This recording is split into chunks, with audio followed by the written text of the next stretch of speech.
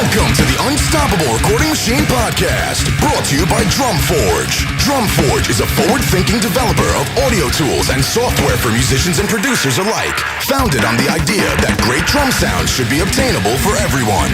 We focus on your originality. Drumforge, it's your sound. And now your hosts, Joey Sturgis, Joel Wanasek, and EYAL Levy. Hey everyone, welcome to the Joey Sturgis Forum Podcast. How you guys doing today? Fantastic. Awesome. We have our good friend. Awesome. Oh yeah, you're awesome, dude. I know that. Well, I've known you for a grand total of like 20 minutes now, and I think you're awesome. So, Well, we've known each other longer than that. You just don't know it. we talked on the internet before. Yeah, we've shot a few conversations here and there from that forum we're not allowed to talk about. Yeah, I don't know what you're even talking about. But That's have you guys Exactly. dated I've on the internet? Exactly. What? Have you guys dated on the internet though? We dated each other. Yeah. We almost did. That was a good rebuttal there. Yeah, we almost did. I mean, that's what I thought. That's what you meant, right? Do you want to talk about that on the show? Yeah, I thought that we 'Cause were. that's pretty personal. Yeah, I but, thought we were hey, keeping this Hey, to some audio. people have their limits. Some people have their barriers. You know, I just like to try and cross them. okay, make an interesting show out of it. Yeah. All right. Well, that said, it was short, and I don't remember much of it. That's why I thought we were only friends for about 10 minutes. Right. Okay. You say however it works out in your head, that's fine. Yeah. Well, this is for anyone who's wondering. This is Kevin from Dillinger Escape Plan and Backroom Studios. Fucking edit that. man. No, keep that in there. okay. You gotta leave that, man. That's, All right. That's like the 30th time that's happened in my life. So Yeah, that's I all was good. reading it too. I was reading it, and that just came out. He took it well. You got to give him Well, that. he's used to it, I'm sure. It's amazing. But, We're actually in the middle of a name change and a merger, but for the time being, we'll keep it with Backdoor Studios. can you say what you're changing it to, or who you're merging with, or is that all? It's not a massive secret. We're going to be changing it to Party Smasher Studios for the recording aspect of it. Mhm. We already have like the sign built in there and stuff like that, so it's not like super hush hush. But we haven't really come out with the whole change yet, but it's going to happen soon. That's actually cool. Yeah, it's better. It's a better name for sure. I've always had trouble with the name Backroom Studios because I inherited the name and I just chose to keep it, which was stupid. And we're gonna leave the rehearsal aspect of it as Backroom and keep the recording and video aspect of it as Party Smasher. Yeah, and if anybody's wondering, I'm familiar with Party Smasher, but maybe you can tell us a little bit about why Party Smasher is cool, because I'm sure some people listening to this don't know what Party Smasher is. Yeah, it's right now. It's gonna be expanding a lot in the time to come, but right now it's just kind of a blog. They do a lot of articles. It's run by Ben from Dillinger, the guitar player, and it's a lot of articles on like really interesting stuff in media and music culture and like actors, all kinds of stuff. It's a large gamut of stuff, but it's really interesting stuff. They pick really fun people to interview, like Mike Patton, some actors and shit like that. And yeah, it's neat. So smart people. Yeah, it's like cool DIY type stuff. Interesting. Ben's, I've only talked to Ben online a couple times, but he's a super smart dude. Yeah, I've learned a lot of my business savvy from him. He's like one of my best friends, and he used to teach me guitar back in the day too.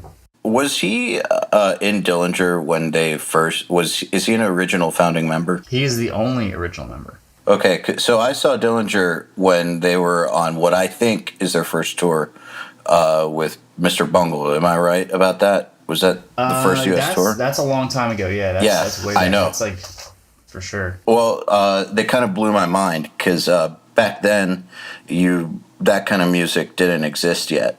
Yeah, there was no such thing as like minor seconds everywhere and odd time and like and total insanity. So it was kind of a mind-blowing thing, and it was just like, wow, I bet you that this is going to turn into a thing. So yeah, the singer didn't stick around for long though, and I know that. Yeah, Dimitri, they parted ways after that Calculating Infinity record.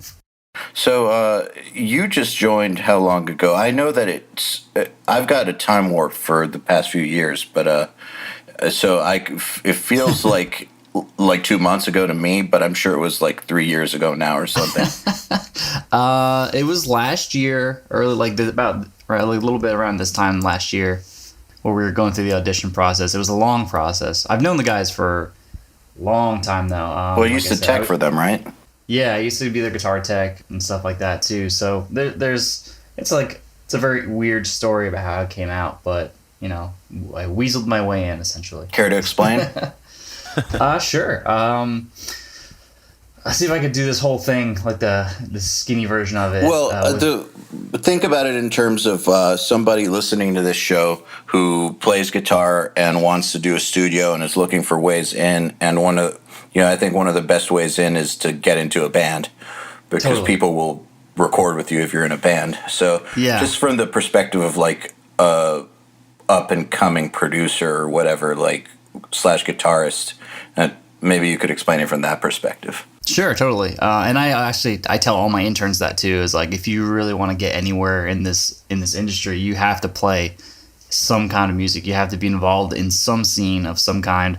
Otherwise, you're just like, who's going to trust you with their music if you're not actually doing what they want to do? You know, it's definitely a massive thing to be involved in the scene. But so I used to play in a band called Knife the Glitter for many years, and it's kind of like Dillinger-esque type thing. You know, we were hugely influenced by them. It's like super spazzy, crazy at time signature stuff. Is it true that you guys have been working on an album for 8 years?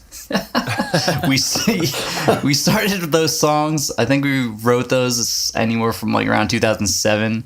We started recording it in 2009, and we're finally getting to mixing it now. I just don't care. I just on like the my fast band. track. Yeah, exactly. My band is like constantly up my ass about it. I'm like, you're not paying me to do this, and I don't have any free time to do this. And you know, none of us here in our free time wants to mix. You know, it's like we do it all day for 14 hours. Like, we want to go mix in our free time? I don't think so. This guy I work with, John Douglas, he does a lot of engineering for me. He's got a band called From Exile, and John is super busy, and his dude in the band is like in the Contortionist, so they like never have time to do anything. They recorded the drums with me for the album literally 3.5 years ago, and they're still not done with guitars.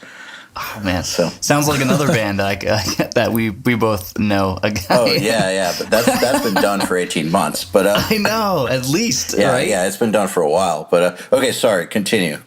Oh, okay. We should go back to that though, because then we can I go knock on his door and we can bring him in the conversation. So I was playing in that band, and I was going to school for audio engineering, and I wanted nothing to do with audio engineering at the time. Like, everybody in the class was like, "Oh, what do you want to do when you get out of here?" I was like, "Oh, I want to mix, or I want to join this big ass studio," and blah blah blah.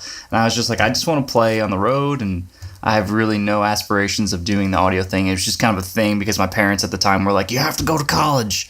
I was like, "All right, fine." So I did that, and it was actually way harder than I thought it was going to be. It was like you couldn't pay me to go back to school. It was brutal.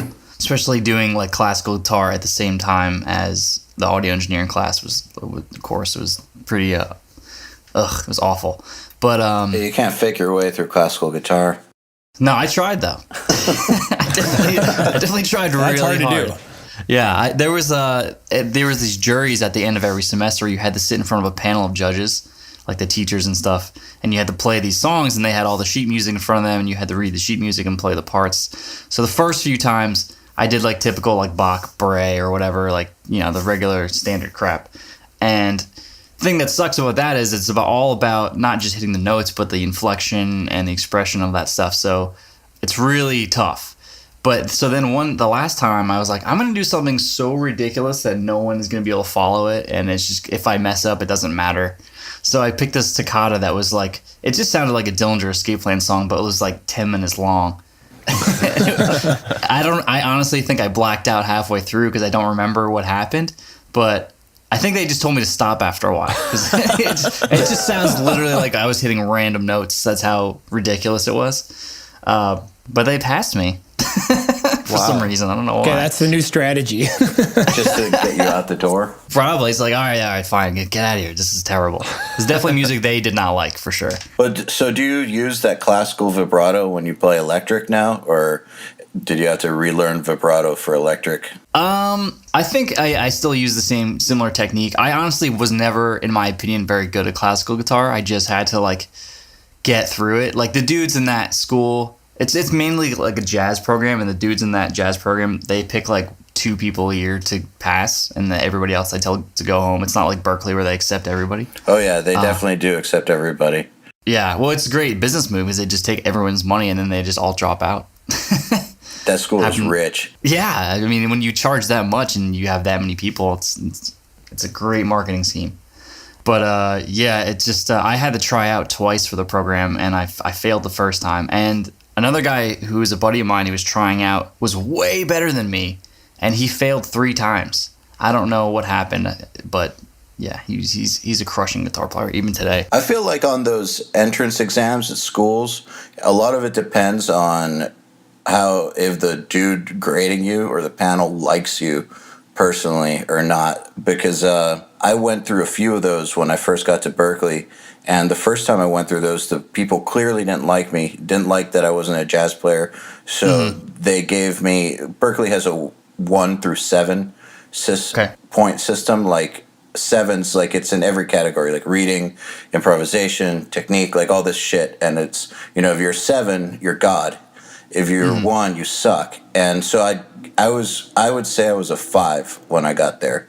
But I had done a lot of work on guitar before I got there. And first panel, fuckers hated me, so gave me 2s across everything. And put me with people who like literally had been playing guitar for like 6 months. Like I had already been playing for like years and was like good. And so yeah, I'm with like dudes who like, remember in the late, I don't know if you guys remember, but like there was an era where lead guitar was not cool at all.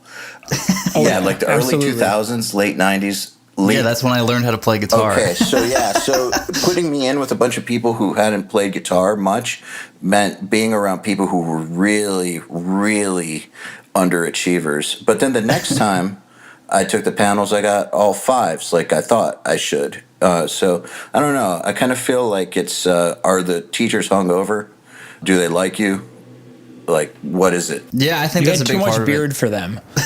Yeah, maybe. Did you have a beard back then? Yeah, of course. I've had a beard since I was born. I was born with this shit. All right, so you failed and then you didn't fail.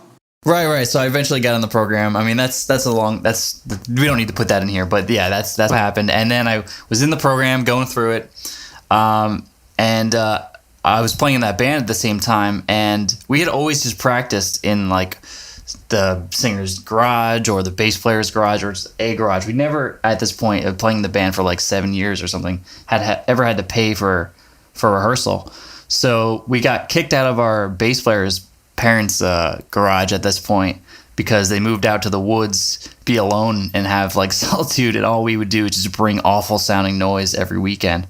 So we couldn't really argue with that. So we were like, what do we do? We started asking friends like in bands, like what did they do, for rehearsal? And they brought up this studio that was actually within walking distance of our first rehearsal place that we used to jam in, which is weird. And we never really went there. It was for sale, and the guy was putting in a recording studio into it too. So I was like, holy shit, this is an awesome, awesome thing. And they were like, oh yeah, our buddy Dion is going to buy it. So I called up Dion and I was like, hey man, are you really going to buy that place? Because we need a place to rehearse. And he was like, no, I'm going to pass on it. I'm going to buy a house instead. And I was like, all right, cool. So I called the owner and I was like, hey man, what's the deal? And the dude was the worst.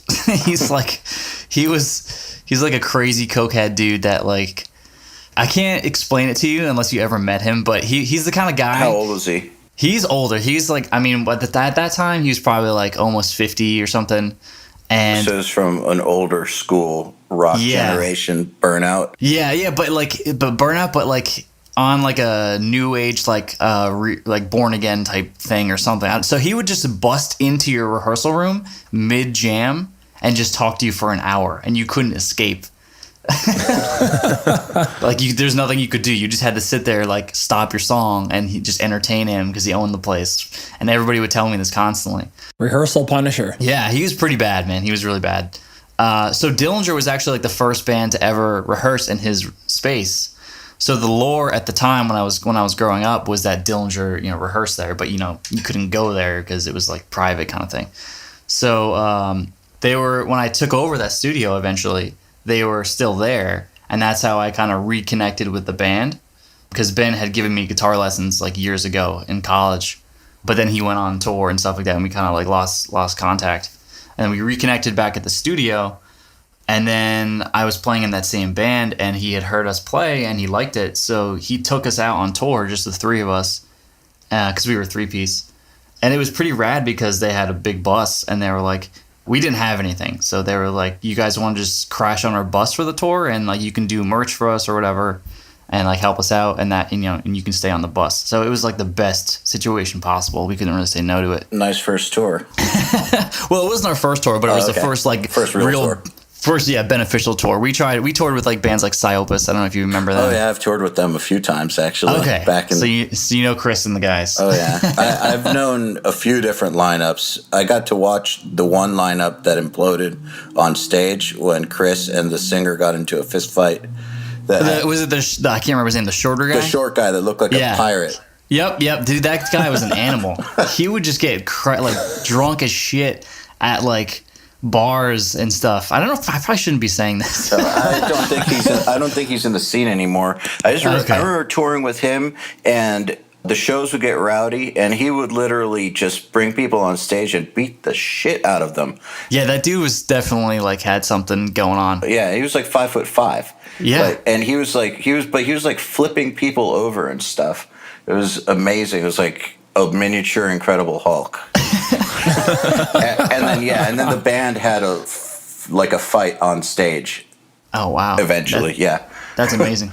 Yeah, I remember that guy he was like when he was quiet and like at nighttime when we like we'd find a place to crash and like sleep in someone's like couch or whatever and we'd talk. He was like super nice and super calm, but like when he like would drink or like during the shows, it was like the Hulk. It was so like different person. And I specifically remember we were at this like biker like Nazi bar or some weird venue that we were at in the middle of nowhere, and he was totally hammered and he was like starting shit with all these dudes, and we had to like pull him away and be like, dude, please don't do this. This is not a good idea. You really do meet some rowdy people when you get out there.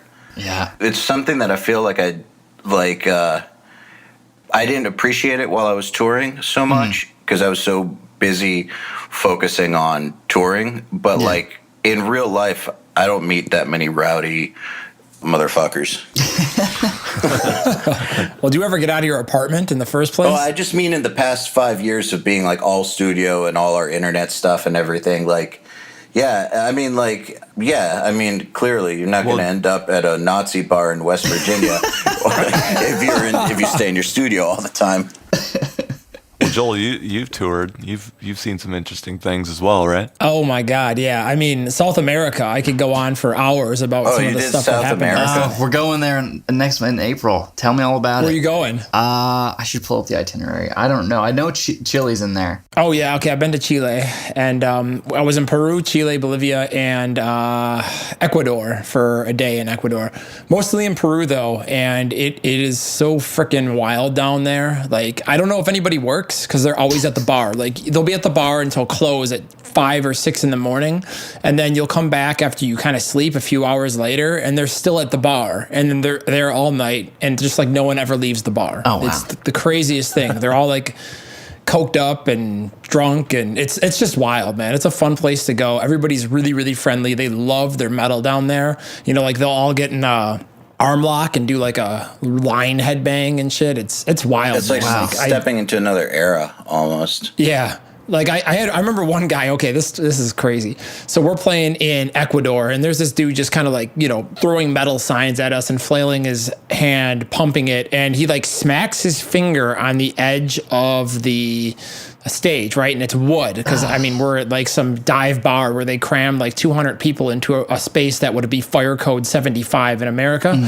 So it was pretty intense, you know, and it's like 100 degrees in there. And so this guy's just gushing blood all over. Like he cut himself down to the bone. He's flicking blood everywhere. So they finally pull him out. He goes and gets stitches. He comes back and he fucking does it again. And we're like, all right, this guy's got to go, man. He's like on some kind of crazy drugs, and he's gonna like infect us with AIDS from drug needles. Like we gotta get out of here.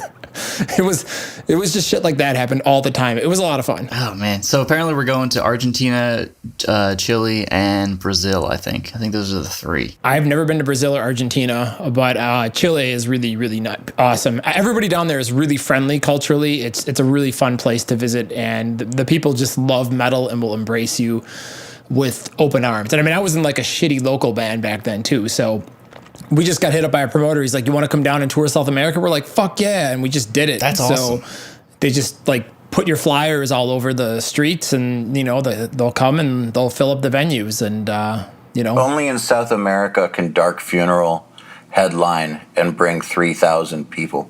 Like, that's, oh, shit. Yeah, I went there with Dark Funeral, and literally they would bring like 3,000 people. And it's like, how is this possible?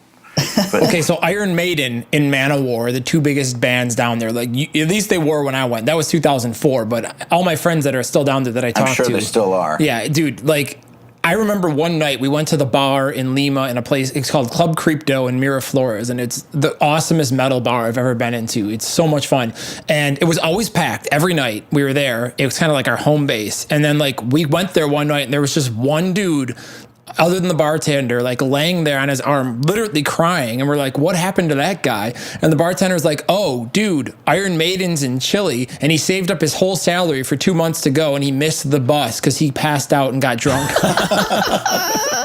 The dude sat there and cried about missing Iron Maiden at the table all night. Like you couldn't even talk to the guy. You're like, dude, let's have a beer. And he was just like, no, like his life was decimated and ruined because he missed an Iron Maiden show in Chile. And we were just like, that's metal as fuck. I mean, it was so metal. You just answered a long-standing question I've always had about South American shows, which is how do they afford the concert tickets? Because they don't buy merch. They can't afford T-shirts at $10. Well, they buy bootleg merch, but I know how much money those people make in general in those countries, and it's very, very little, and the tickets are very expensive, so they save up for months. Yeah, they do, and it's like an event for them. So they go see the concert they want to, and that's like their vacation for the year. Again, like I said, I don't know if anybody actually works down there, right?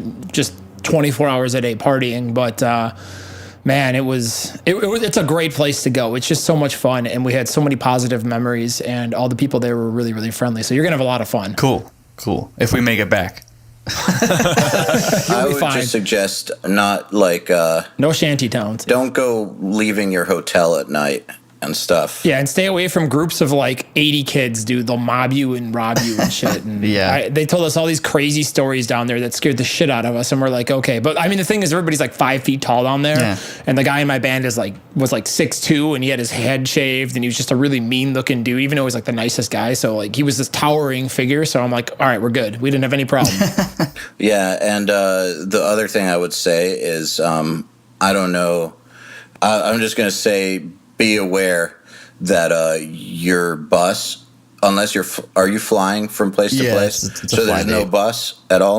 No, I don't think so. I think it'll probably just be a hotel type thing. Okay, good. I was going to say, if there is a bus at any point, just be well aware that you're going to get boarded by the military a few times and by the cops as well.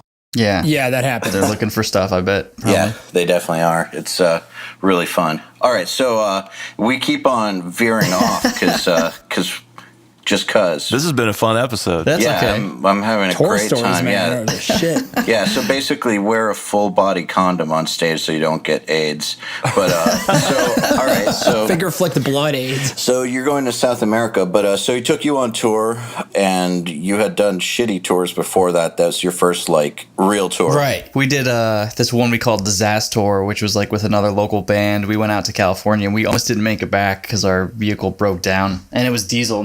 Nobody could work on it for some reason. We had no idea that was a thing until then. Oh yeah, the things you learn. Yeah, but it's honestly like I wouldn't like. It was a terrible tour. We didn't get paid almost ever. We lost a ton of money. but I wouldn't change anything about it because it's such a growing experience. It's just rad to have. Like I always think back to that, you know. You have to put in that time, in my opinion, as a band. Yeah. It's the same exact concept as being an intern at a studio or being in the mailroom at a corporation or whatever. It's just you have to do that entry level shit and grow that hair on your balls in order to be able to actually handle real situations when they come up when you're in a bigger band. Because I've noticed the situations that come up don't get any less bad. They actually get worse, and the stakes are way higher. And I think that I've only really seen bands who have gone through a really good DIY touring phase really be able to handle that in a mature way. Sure, definitely. Yeah, I totally agree with you on that one. And then so after, I guess, that whole thing with the tour with them, at that point, I remember specifically sitting in our rehearsal room, which was the shitty, like, dungeony AC room of the studio, but because I'm a partner with my dad in the studio, and that was the rule, was like, we can get a free rehearsal room. And I could get a free rehearsal room in my own studio, but wait. So, yeah. Okay, so all right, so I heard your dad has a sick haunted house. How did you hear that? Yeah, I'm thorough. That's pretty amazing. You should see it at Christmas time. It has like 80,000 Christmas lights on it. Yeah, I heard it's kind of sick. ridiculous. I do my research. Right. But so you guys went in on the studio together? Yeah, I mean, I was just fresh out of college, and I had actually in the beginning asked him about like getting because he has like a rental property where he rents out the house to a bunch of tenants and stuff like that. So I was like, hey, maybe like we can get another one in the same area, and I could live there, so I don't have to live home, and I could pay you back with the money I get from the other tenants and blah blah blah. So everybody wins. And he was like, I don't really want to do that for you. I don't really want you to do that in life. And I was like, okay. He's like, I'd be more interested if you wanted to do like a business thing. So I was like, all right. So I started looking at businesses, and then the studio thing, it all happened at the same time. So we went in on the business together, and he's kind of like the silent partner. I just do everything. But yeah, that was the deal. Was we're allowed to have a free practice room, but it had to be the shittiest. Like, and all the rooms, all the walls were concrete, and it just sounded terrible, especially for that kind of music. So is your dad a musician or just a good dad? He's just a really good dude. He like knows nothing about music. If I asked him who Freddie Mercury was, he wouldn't have a clue. He wouldn't have, like, anything. He knows nothing about music. Okay, but he knows about buying property. Yes, he knows about business. Okay, and cool. he was cool. He trusted me in the whole thing because it's a very foreign thing for him to like invest in a music studio, So yeah, it worked out really well though for both of us. Well, just so people listening really do understand, your studio isn't just a recording studio. It's a rehearsal space, video studio, and audio studio, right? Yeah, it's a 7,000 square foot spot in a building, and it's got like almost 20 rooms in there. Most of them in the back half of the studio are like monthly rooms where bands will rent per month, and they'll be under leases for that. And then there's like an hourly room where bands can come in and jam by the hour with fully loaded gear and everything. Then we have the really nice looking live room and control room, and we're working on the Studio B right now because we just have too much work right now. So do you ever have noise issues? Oh yeah, that's my life. Noise. So does it bleed over into the live room or control room? Well, with the some of the rooms that are adjacent to the live room, we try to schedule them accordingly. So if there's like a session going on, we won't schedule an hourly rehearsal or something like that. So we try to combat that. But we're under a gym, so there's it's always something, and it never ever makes it onto a record. Like you never ever go, hey, wow, you know what? I think I hear some footsteps or something. It's just never, especially the type of music that we do. There was a place like that here in Atlanta that it has since closed, but it was like the spot where like the Atlanta bands, like the ones that you know about, like Seven Dust and all those bands would rehearse, and there were a few really huge rooms, and then of course there's like the small rooms, but they had a studio there. And the studio, it was almost like you may as well have just set up a studio in a band's rehearsal space while they were practicing. It's not that bad. Like it's more of a thing for the musicians who aren't used to it, obviously. The live room is mostly concrete slab on the foundation of the building, so there's nothing on the sides of it.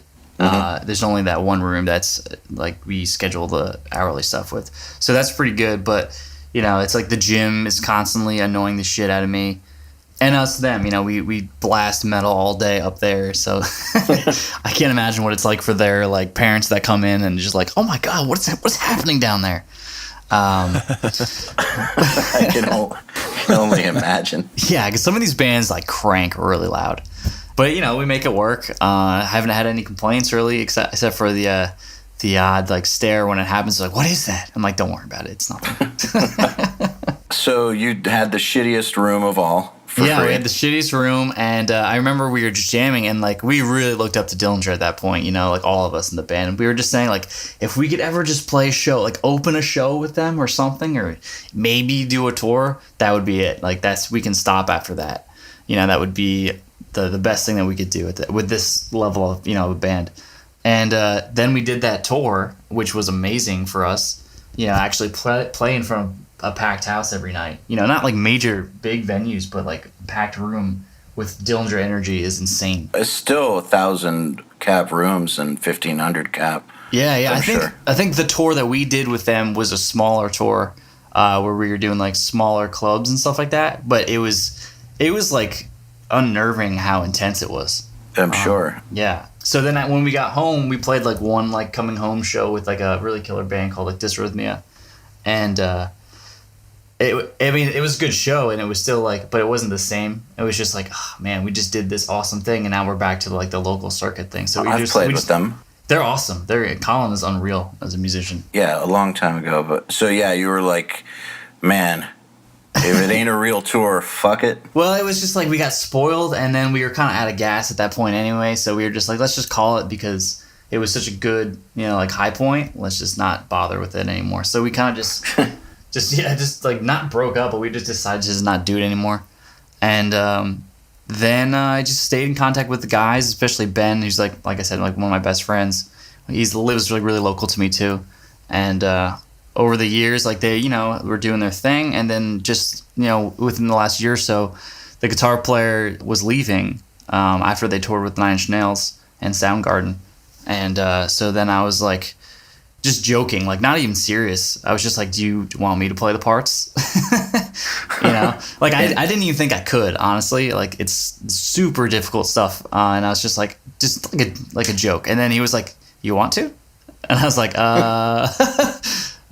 yeah, maybe. Let me think about it. And then he was like, okay. So then we started like the audition process, which was like really tough. And it lasted a really long time, especially because I had the studio going in tandem. I didn't know like how to handle both of those things, and I'm still working it out. But I have good help at the studio, so it's pretty easy. I remember seeing you freak out online a couple times about the pressure of having to learn those songs. Yeah, they were hard, man. And it's not like there's sheet music for it or anything. It's not like I could just like pick up a tab and try to figure it out. It's all by ear and just like it's all insane. Yeah, it's tough. And I'm not even just joking. I don't think I'm that great of a guitar player. I think I'm good.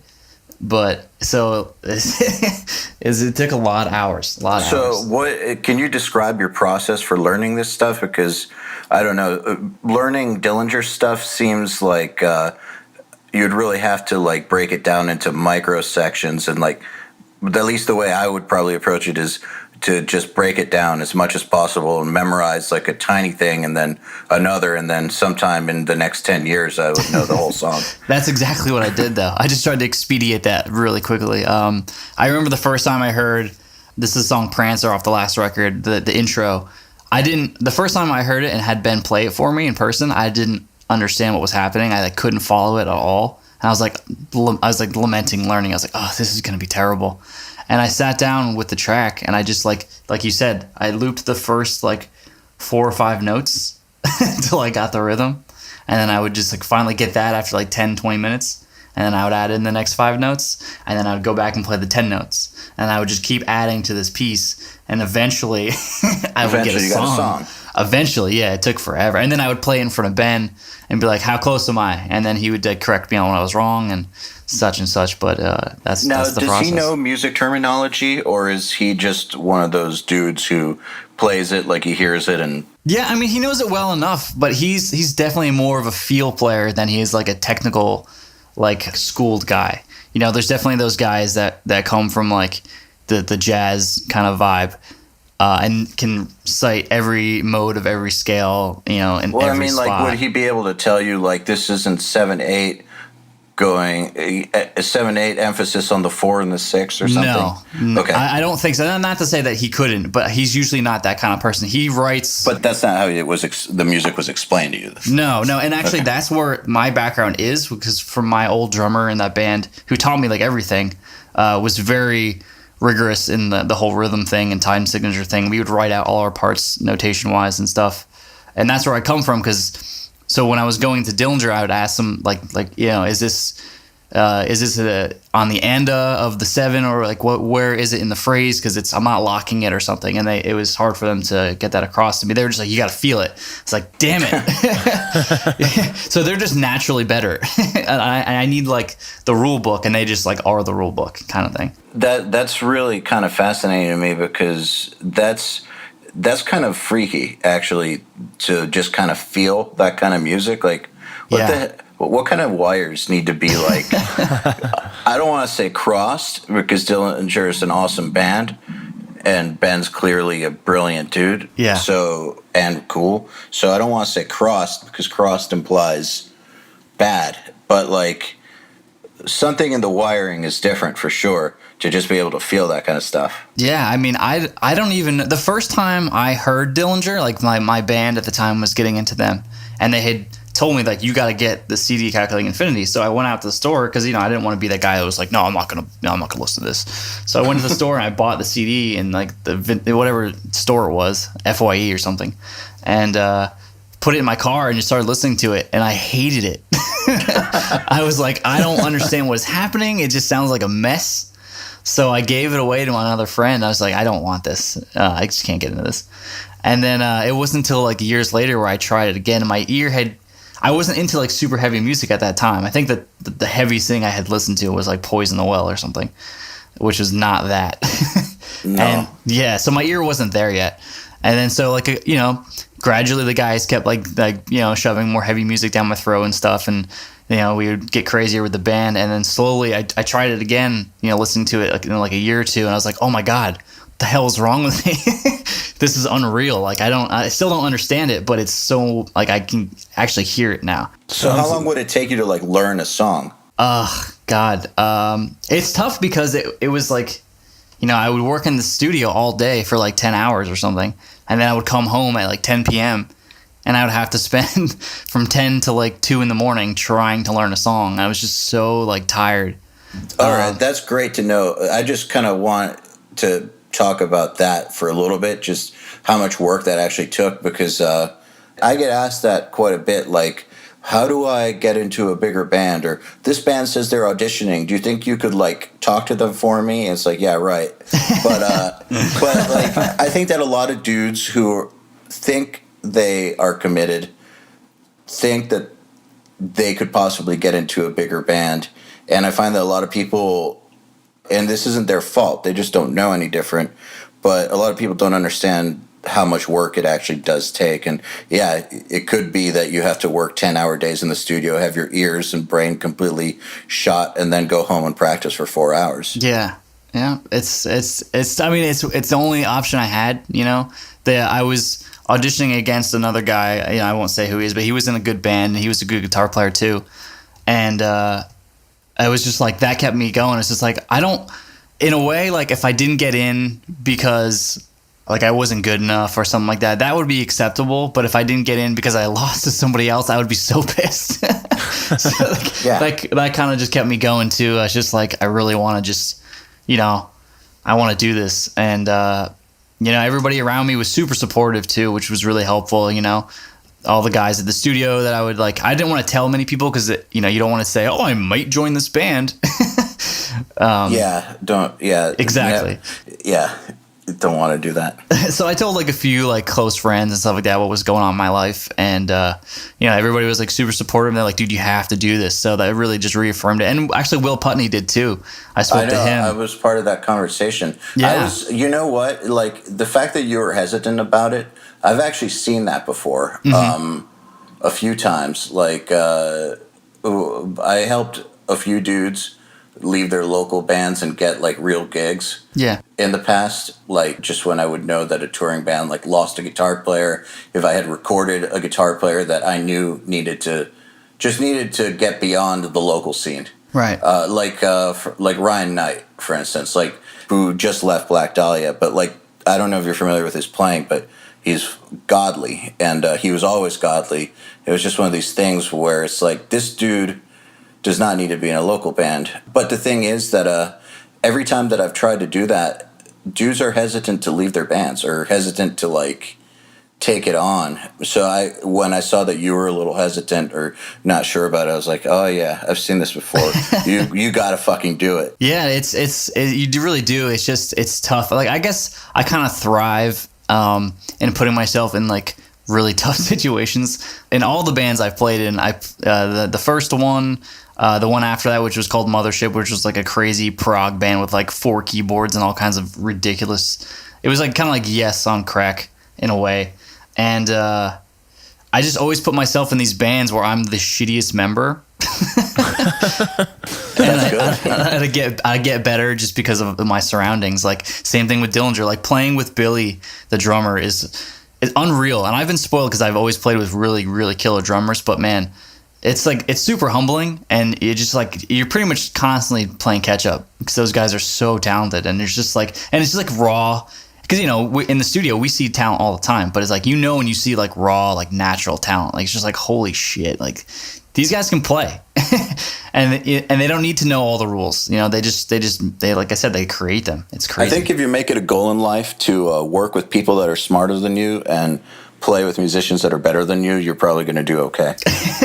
It seems to work for me. I don't know. It's worked for me too. That's how I got into college, essentially, the audio program. Like I wasn't supposed to get in the program, but I like weaseled my way in, and I went to the first class even though I wasn't like in the program or something. And eventually they were like, fine, you can stay. It works. It does. So I mean, let's talk about that too, about how many different things you juggle, because a lot of guys who listen to this podcast and want to go pro, like they're going to school and they're working a job, or they're working a full-time job and all that, or they have like a wife and a job and they also want to do music. Mm-hmm. And so you balanced both the rehearsal business, your studio, plus being a good enough musician to get that gig and tour and all that. Like, how do you go about balancing all this kind of stuff? It's definitely one of the hardest things, for sure. I know my girlfriend Christina has been, like I said, she's super supportive with everything I do, but it's definitely not easy, especially on us sometimes. It's just like sometimes I just don't have enough time to be home, and that's kind of a bummer for both of us, obviously, but it's hard to wrangle it all because early on in your career you definitely want to take every record you can. You don't want to turn things down. Even if you don't have the time, you still don't want to say no. You still want to be like, yeah, I'll figure it out somehow, So I was just taking on too much. Like that. Yeah. but you become big enough where you can get help and like outside and outsource certain things here and there, and like you can kind of manage time better. Where for me, for a long time, I didn't want anybody in my studio but myself. So I never had an intern. I never had an assistant for a long time, and I slowly, by necessity, just had to have somebody else there, and I had to let somebody in my circle. So I have a couple guys now at the studio that kind of like help me. Like they're working there right now, doing a bunch of projects and stuff. So I don't even have. It's very hands off right now. It's awesome. I do have a lot of projects to do, but they're also doing a lot of stuff as well, which makes it easier for me to go home kind of on time now. Where I used to just be really bad at it. Now I can kind of get home for dinner. So. It's definitely it's a learning process, and still on these tours, it's definitely sometimes it's a mess trying to deal with people calling me in Mexico or something on my cell phone to schedule a rehearsal that night at the studio, and it's a time difference, and trying to get that on the calendar and relay that information to the other guys, it's not exactly the easiest thing, but you know. And any pro tips for that? Oh man, get a calendar and live by your calendar. Essentially, it's really what I do. Which one do you use? I just use Google Calendar because, like, I know there's like it's either you're an Apple guy or you're a Google person. I just happen to be a Google person, and it's just like I need to have. If it's not on my calendar, I'll probably forget it. It doesn't exist. Yeah. So even we know the feeling. Yeah, I'm sure everybody here does. It's tough. And then like I've also done a lot of work behind the stage too, like teching for bands.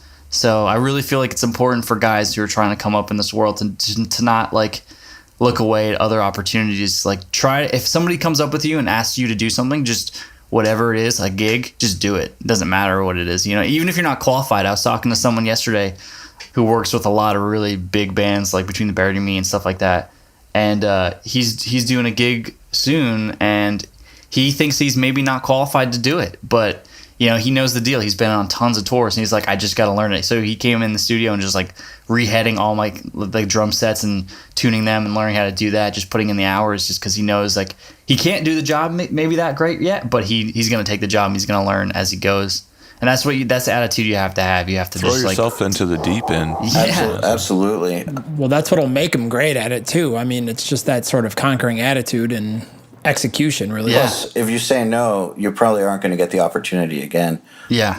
I actually went on tour teching for a couple people, and the first time that it ever even came up was literally 2 days before the thing, and I've never been a guitar tech before. I never worked with Floyd Rose guitars, and just kind of taught myself everything and just figured I've toured enough. I know what guitar techs do. I'm going to fucking do it. And it was scary, but it's a good thing to do. Yeah. So, but you've teched for like bands like the Deftones and stuff, Yeah. right? That's no small deal. Yeah, especially because like I learned guitar pretty much from like when I was growing up from like Stefan's riffs. So when he asked me to like help him out, I didn't know what to say. It was so weird. He's like, "Can you help me, man?" I was like, "How can I help you?" How does that happen? Like, how did? I guess it goes kind of back to, well, pretty much all the things in my musical career I pretty much attribute to hanging around Ben. He's like also like an older brother in a way. Like I have an older brother who's cool, but Ben's like the older brother I wanted. So he's like, every time we're doing something on tour or like, you know, like I'm teching or something like that, hanging out, he's like really good about introducing me to, you know, whoever's in the room, you know, like whatever big deal guys in that room. He never like forgets. He's always makes it a point to just, you know, even before I was in the band and stuff. So and he's always bringing me into these situations that like I would never ever be in. So like I remember specifically this one night he was like, we were talking about the Deftones were coming in town in New Jersey, and I was like, do you want to go? Are you gonna go? Because he usually goes to the local shows and stuff too. He was like, yeah, I have a +1 if you want to go. And I was like super fried on the weekend. I just did like a bunch of sessions, and I was just like, I didn't really want to go out. And I was actually like had the conversation with my girlfriend. I was like, do you think I should go? And she was like, I don't know, do you want to go? I was like, I don't know, I'm kind of tired. I just want to like relax. And then I like kind of just like made myself go. I was just like, I mean, not that I shouldn't want to go, but I was just super tired. And I was like, I'm going to regret it if I don't go. So I went. And then, you know, after the show, Ben's like, do you want to go meet the guys and hang out backstage and stuff? And I was like, yeah, totally. I'm like a huge mega fan. So I actually met Stefan once before when he first got his Axe Effects, because I was using the Axe Effects like when it first came out. And when he had got it, they were on tour with Dillinger, and the guys in Dillinger told him that like, you know, they have a friend in New Jersey that like knows the thing in and out. So I went in one day to help Stefan kind of like get acclimated to it a little bit and stuff, but that was very brief.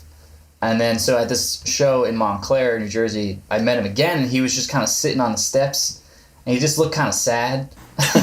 So we were talking. I didn't think he was going to remember me, because, you know, like someone that sees that many people every day, I wouldn't hold it against him to just not remember who I am. Yeah, So, but you brought some value into his life, probably, Yeah. with that Axe Effects. Yeah, I mean, I was hoping he would remember me, but like honestly, like I've had dudes rock star me before, like that I've worked in the studio with, like on a first name basis, like next to each other, and it's I'm like whatever. So I don't expect anything from anybody. So he did. He remembered me totally, and then he was like, "Dude, can we go talk outside on the balcony?" I was like, "All right, cool." So then he told me about like how he was struggling with like the Axe Effects as a unit, and he needed some help to kind of like hone in his sound. And I didn't know what to say. It's just like, dude, your sound is unreal. Like you have a very defining sound. Like I can't possibly help you. Like your sound better than anybody. So, but he asked for my help personally, and like he's like, I'll fly you out to my house, and we can work on these patches and blah blah blah together. And he's like, what are you doing in like a couple weeks? I was like, whatever the fuck you want. Like what am I gonna say? Oh, I'm kind of busy. Yeah. If you twist my arm.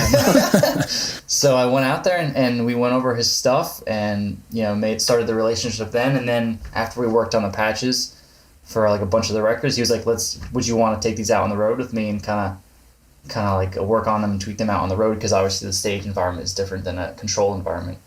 And so I was like, yeah, of course, definitely. And then so we went on the road. I remember standing outside the tour bus, and he was like, all right, man, so do you want to, because they have a really big crew. Like they have one tour bus for the band and then a whole tour bus for the crew, which is really awesome. That means that they actually care about their crew members too.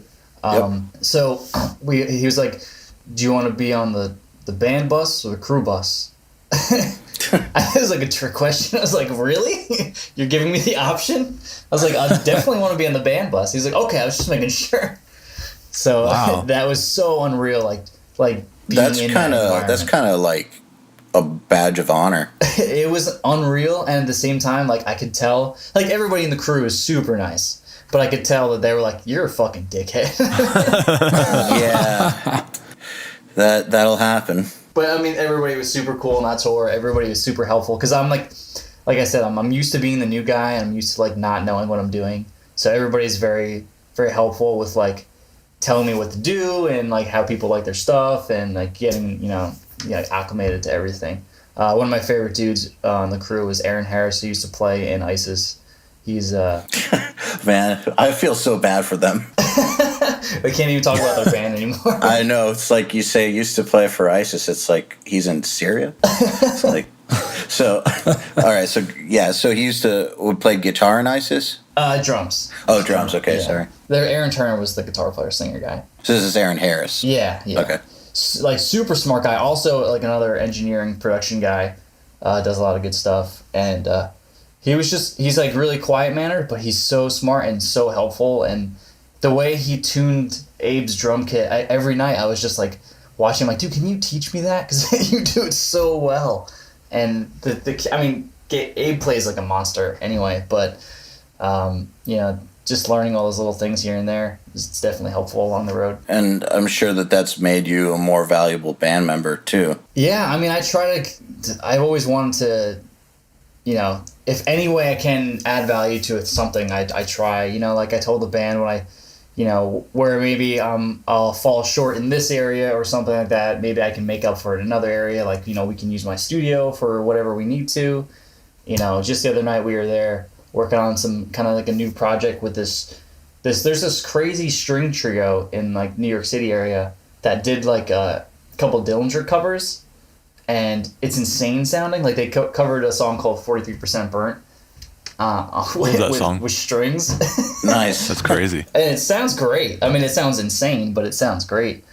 So we brought them in and we started like jamming on just like some crazy stuff the other night, and I don't know what it's going to turn into, but it's definitely cool. So that I just thought of this. I just have to say this. Sorry for taking a left turn, but sure. Before we forget, weird way that the mind associates things. We need to talk about Gear Gods for a second. Are we going to talk about what we talked about earlier? Yeah, a little bit of it. So wait, is there anything else to say about that string trio other than that's insane that they would try to cover that?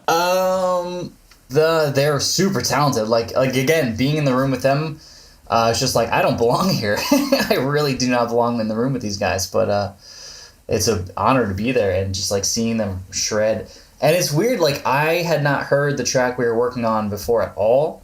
And then to be thrown into that is another thing. Like I'm not really great at improv, but I try to hang, you know? And it was just like, all right, we're going to play the song now with these guys who are like, like again, everybody in the room, like Ben was in the room and Billy, the drummer, was in the room. I just felt super outclassed.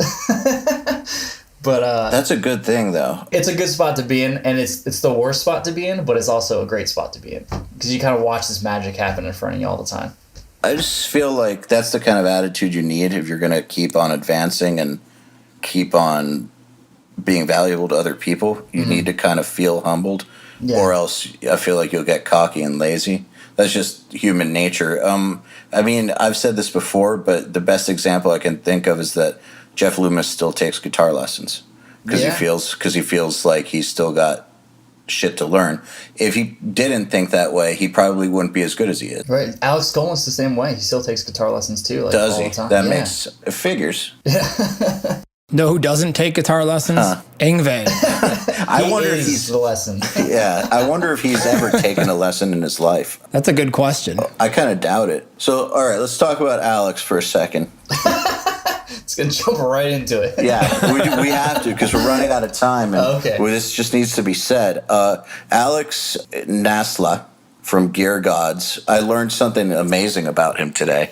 He's just like everywhere at once, omniscient, omnipresent. So you know that we mix-critted him last month, and we were particularly brutal. We didn't know it was Alex from Gear Gods while we were doing it, but he was a real good sport about it.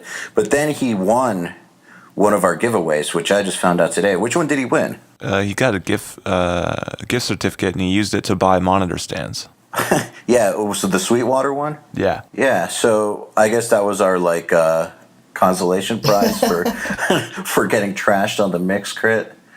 Can I go back and watch this mix crit? Yeah. You can listen to it. You can listen to it, yeah. Okay, send me that link afterwards. I will. He had to work on his harpsichord, man. It was rough. I was like Stradivarius, Black Diamond, or get the fuck out. It was like, this band has a vocalist, but have you heard the harpsichord? You know, I met you through Alex, too, at NAMM, right?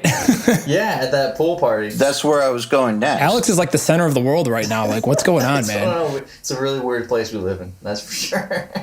Yeah, so he introduced you guys on NAMM, which is why you're now on the show. And, Thanks, Alex. Yeah. Thanks. Yeah, dude, Alex is awesome. Yeah, we were hanging out with Alex at the what was it called? It was a after party. By the pool. It was at party, right? Yeah, the Revolver party at NAMM at the hotel near the convention center. And so, yeah, that's when I actually met you, Kevin. Mm-hmm. Good times. Hey, are you gonna finish that anecdote? No. Oh, you're not? Is that it? I saw Alex a little bit later too. Just he's every single place at once. But I think that Alex wasn't supposed to introduce you guys. He introduced us in kind of a weird manner. Like, it would have been one thing if he was like, hey, because I know him from the Gear Guys dudes, because I usually roll with them at NAMM. We're all good friends. Metal Sucks, No Injection.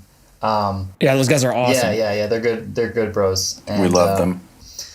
So you guys were standing around. You had like a little circle going on, and I had walked in because my flight just got in. And Alex was like, "Hey, Kevin, this is Joey Sturgis." And obviously, I know who you are through the internet. I've never met you personally up until then. And then that would have been fine. that would have been enough of an introduction. Like, "Oh, hey, man, nice to meet you." But then he drops. You reviewed that plugin of his. Yeah. And I was like, Oh, yeah, that's right. And I gave it like a indifferent kind of review at the time. So like it was super awkward. And then it was like, oh, hey. No, it's funny. The reason why that happened is we were talking about it right before you walked up to our circle. Oh, really? Yeah. I was talking about like Gear Gods, their involvement with JST up to that point, and I was like, oh yeah, and you guys remember that review where there was this super weird sound clip that caught everyone off guard? I was like, yeah. Perfect timing. I guess that just goes back to Alex being omniscient and omnipresent because you talked about the review and then he conjured Kevin to just show up. There's something about this guy. Yeah, he was a great addition to the circle. Yeah, there you go. So, but you guys clearly got over any weirdness. Oh yeah, I mean, it doesn't bother me.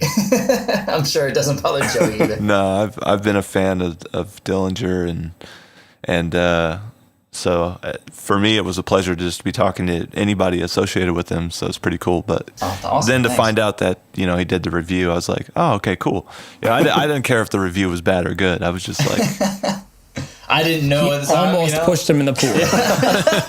I had no idea. I just was super caught off guard by I thought maybe you had hated me for the review. I don't know. I have no idea. And then he was just like, "Hey, you reviewed this plugin, asshole." And I was like, "Oh, hey, nice to meet you."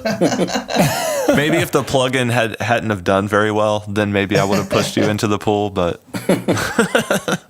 no, it's all good. Well, man. you can't take yourself too seriously. Exactly. You got to take everything with a grain of salt and try to have a little bit of fun with it. Exactly. Yeah. Well, it's not like you were like, fuck JST, they shouldn't even be in business. No, it's a good. We still it's a wouldn't good have pushed you plugin, into the for pool. sure. It's not a bad plugin at all. We still use it at the studio. Actually, you know what? We haven't used it in a while because I don't have a 64-bit version. Oh, okay. I'll send you that to you today. Sweet.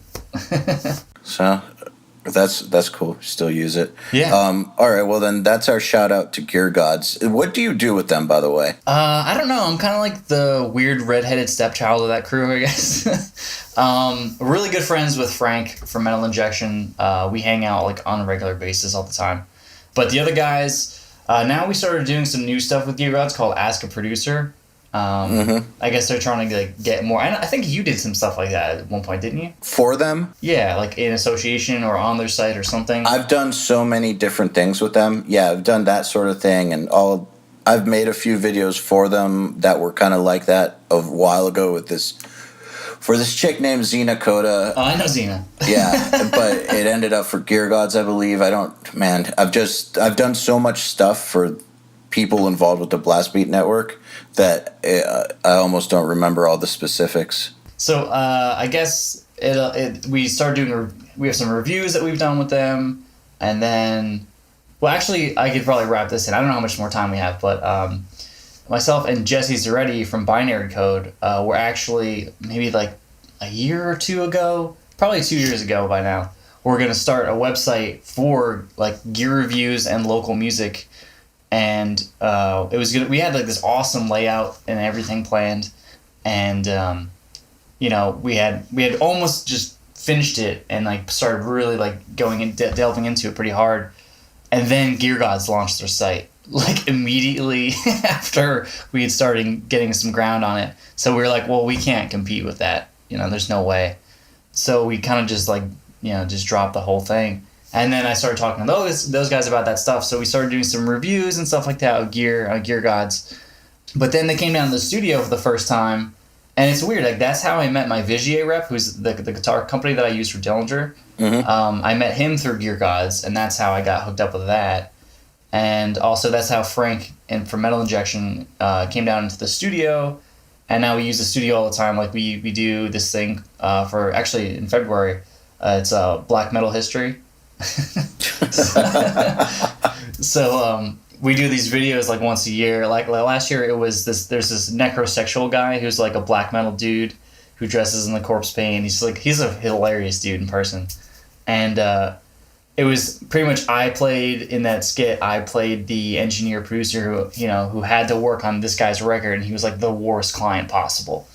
If you watch the video, we're setting up the drum set and the mics, and I'm setting up a couple mics, and everybody's no, only one mic.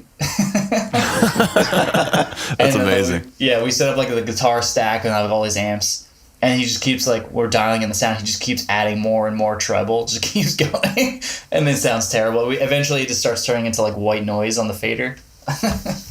But that's kind of the thing. We just did another one of those for this month. It's gonna be coming out where, now that we did his record finally, and I thought I would never have to see him again. He shows up in my backyard with gear, and he wants to do a festival at my house. So I agreed. I agreed to have this festival with him, and the condition that I never have to see him again. and it goes in places I never thought it was going to go that day, but it gets really weird. That's great. Yeah, it should be fun. I haven't seen it yet, so I don't know what it's going to look like, but I'm assuming Frank did a good job with it. Fucking Frank. I hope he did. Yeah. I'm sure he did. Well, it sounds like you've got your hands in everything. You gotta try to be busy. Honestly, I think It's my motto. Yeah, I think this was actually a really good networking episode because, like, literally every single thing that you said that you talked about here, besides obviously working your ass off, like all of the different things that you talked about being able to achieve and be a part of all result from, obviously, you're great at networking. I guess I am. Well, the reason I'm bringing that up is because a lot of people don't understand how it works, and so are real punishers about it. And, you know, it's a hard thing to try to explain to people that you just kind of have to be around and be cool and be around long enough for people to trust you and just keep being cool and give them some value when they need it and, you know, don't fuck up. Right. It's funny that term Punisher has made it so far. Like, I would love to know where the origin of that is, because I remember... It's the best term. It's amazing, and I don't know where I was when I first heard. I mean, I do remember where I was. I was actually at a Dillinger show, and I was teching for them. We're on tour with them, and someone was punishing someone, and they had brought that term up. I was like, what does that mean? That sounds so awesome. Like, I want to know what that means, you know? And then I still hear it, like, all over the place now. And, like, I'm still in, like, circles where, like my intern was in the room and someone brought it up, and then he was like, what does that word mean? And I'm like, oh, this is awesome. He doesn't know what the word means yet. So then we tried to explain it to him, and like he says it in all the wrong contexts. Like, no, that's not what it means. Tell him to go stand at the merch booth for a half hour, and he'll know what's exactly. up. Oh, dude, Punisher is just... It's just the best way to describe It really is. that thing. Yeah. I've heard other words to describe, but nothing works quite like Punisher. Because it really is punishing to be in the presence of that. Like, it just hurts. Yeah, it definitely does. And you can't say anything. Like, what do you...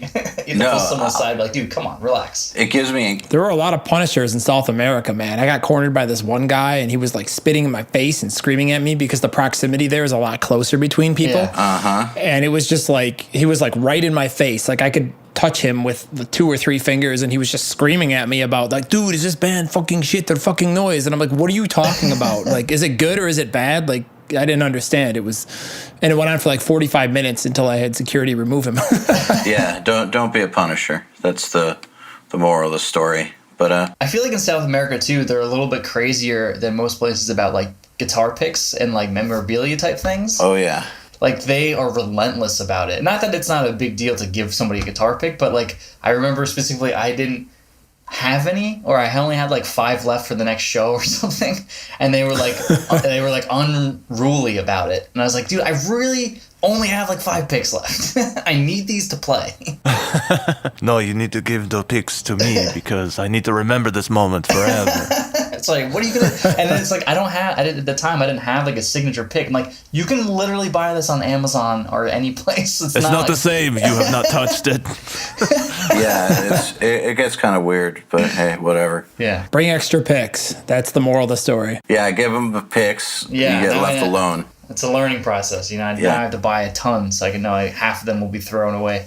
They've been marinating on your bus. Yeah, if you ever get surrounded by a bunch of Punishers, just throw a bunch of picks across the room and watch them scatter away from you. You can duck out of there. Oh, jeez. So good. All right, well, cool, man. Thanks for coming on. You've been a thoroughly awesome guest. Thanks for having me, and it's good to meet you guys finally, like, you know, in the real world, you know, like a couple weeks ago.